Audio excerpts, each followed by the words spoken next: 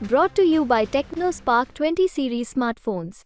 पप्पू यादव मोहलत मांग रहे हैं, पप्पू यादव गिड़गिड़ा रहे हैं, पप्पू यादव बार बार कह रहे हैं कि लालू यादव उनके लिए पूर्णिया की सीट छोड़ दें।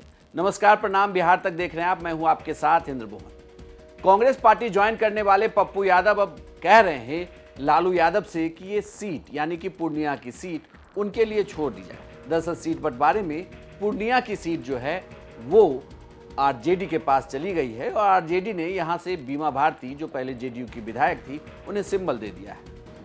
हम आग्रह करेंगे सबसे, हम तो सबसे आशीर्वाद मांगे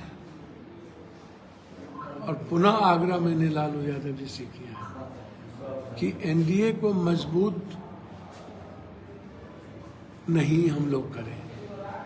हम लोग इंडिया गठबंधन कोसी, सीमांचल, मिथिलांचल में हम लोग अधिक से अधिक सीट को जीतने का प्रयास करें और इसके लिए पूर्णिया निश्चित रूप से केंद्र बिंदु है। पूर्णिया को महसूस करें, वो थोपे नहीं। पूर्णिया की जनता को समझें।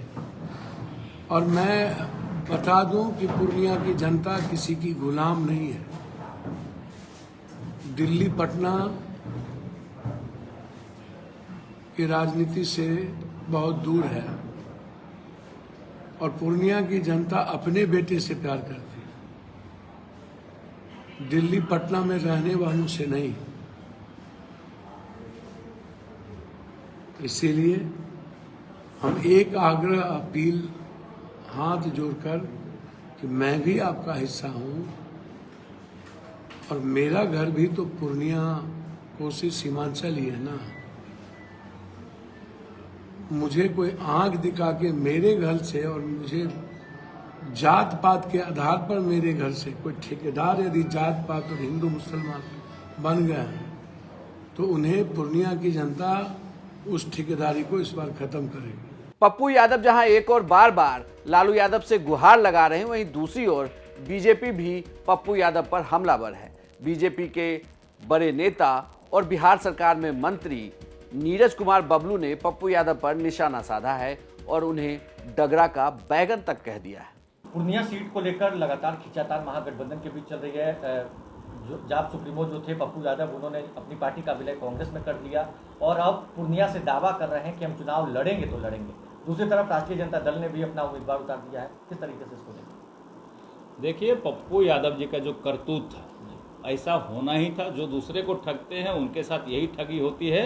वो पूरे लोगों को बरगलाने में लगे रहते थे और जब एक तरफ कांग्रेस का विरोध करते थे, कभी आरजेडी का विरोध करते थे और पुनः जब चुनाव का समय आया वो अपने आप को कांग्रेस में विलय कर दिए।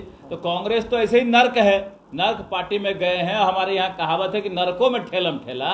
एक तो नर्क में गए और दूसरा वहाँ भी टिकट का अभाव हो गया है। कभी उनको पूर्णिया भेजा जा रहा है, कभी खगड़िया कह रहे जाएंगे, कभी मधेपुरा कह रहे जाएंगे, कभी सुपौल जाएंगे। तो घूम घूम करके अपना सीट खोज रहे हैं, कहीं उनको सीट नहीं मिल रहा है। हम तो ये समझ रहे हैं कि आरजेडी भी मन बना लिया है कि पप्पू का सफाया करना, तेजस्वी जी भी मन बनाए कि पप्पू का सफाया करना है। जैसी करनी वैसी भरनी वाला हाल हो गया है। डगरा के बैगन बन गए हैं, कहीं कोई जगह नहीं मिल रहा है। रोज कह रहे हैं कि प्रणाम पूर्णिया घूम रहे थे। हम तो उनको कहना चाहेंगे कि प्रणाम पूर्णिया करके घूम रहे थे तो जरूर वहां से चुनाव लड़िए और जब वहां से चुनाव आप लड़ेंगे तब आपको एहसास होगा कि आपने पूर्णिया के लिए क्या किया, पूर्णिया को लूटने का काम किया या पूर्णिया के लिए विकास का काम किया, तब आपको एहसास जरूर होगा।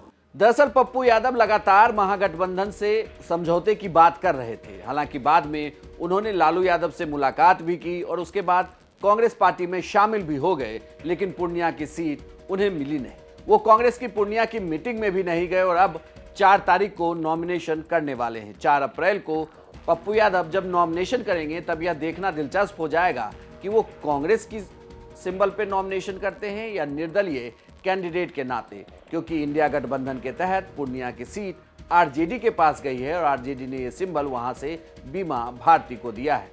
ऐसे में देखना दिलचस्प होगा कि बीजेपी जिस तरीके से पप्पू यादव पर अब हमलावर है और पप्पू यादव खुद लालू यादव से गुहार लगा रहे हैं, तो क्या लालू यादव का दिल पसीजता है और पूर्णिया की सीट उनके लिए वो छोड़ देते हैं। आपको यह जानकारी कैसी लगी हमें कमेंट बॉक्स में लिखकर जरूर बताइएगा और बिहार की तमाम खबरों के लिए आप देखते रहिए सिर्फ बिहार तक।